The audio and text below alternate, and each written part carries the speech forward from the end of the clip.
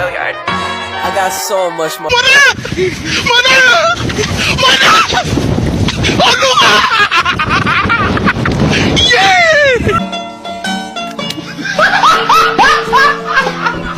Are you ready, kids? Aye, aye, Captain! I can't hear you. Aye, aye, Captain! Oh! Fucking design on right now. Break it down, bring it back, make it clap. I got 3 old thoughts, new block, where that thing. Bitches on my line, and you know Baik, di sini saya akan membahas mengenai salah satu tema dari mata kuliah Teknik Monitoring dan Evaluasi Dakwah. Di sini saya mengangkat sebuah tema, yaitu pemanfaatan media online sebagai sarana komunikasi dalam berdakwah. Di pembahasan yang pertama ini kita akan membahas mengenai media online sebagai sarana efektif dalam berdakwah.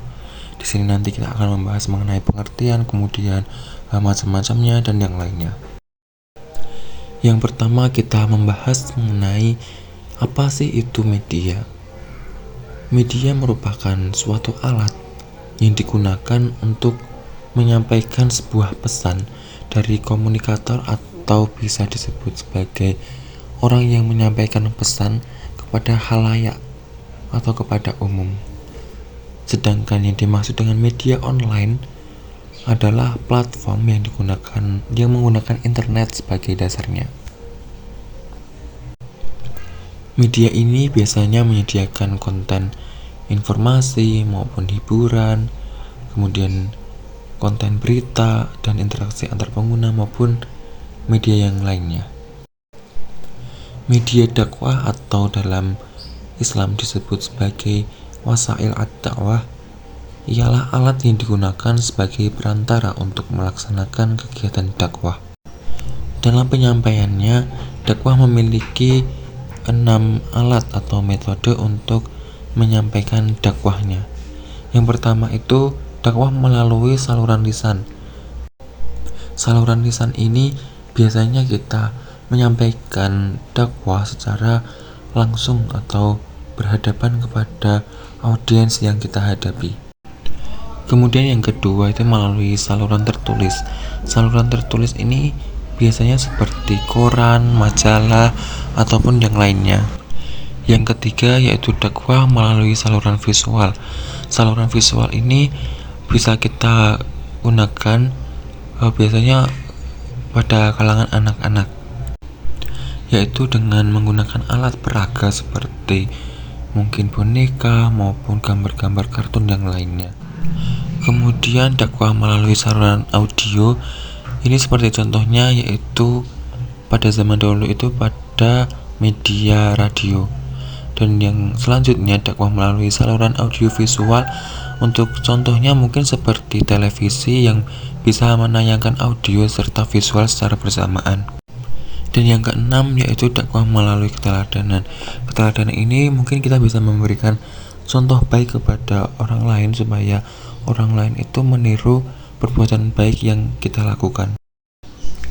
Media online memberikan kemudahan akses bagi seorang untuk mencari, mendengarkan, membaca maupun menonton konten dakwah yang dapat diakses melalui perangkat seperti dalam komputer, smartphone, laptop maupun yang lainnya. Dengan adanya media online, memungkinkan terjadinya interaksi antar pemberi pesan dakwah dan audiens melalui komputer, pesan pribadi atau forum diskusi.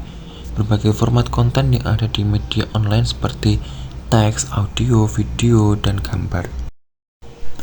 Adapun beberapa cara media online dapat digunakan sebagai sarana yang efektif dalam menyebarkan dakwah yaitu blog dakwah, media sosial, website dakwah, podcast dan video dakwah, serta aplikasi dakwah.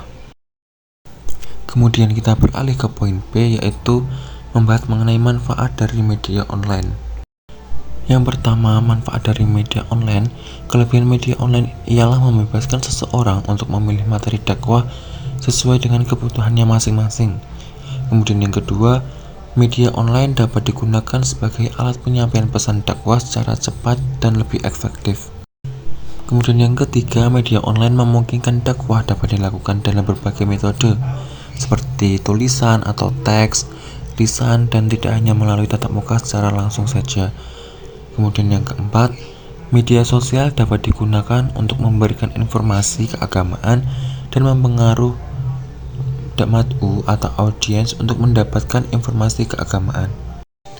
Kemudian yang selanjutnya, manfaat media sosial dapat digunakan untuk menampilkan tulisan-tulisan dakwah atau yang dikenal dengan story atau quotes di Instagram, Twitter, dan sejenisnya. Dan mungkin masih banyak lagi manfaat dari penggunaan media sosial ini khususnya dalam bidang dakwah.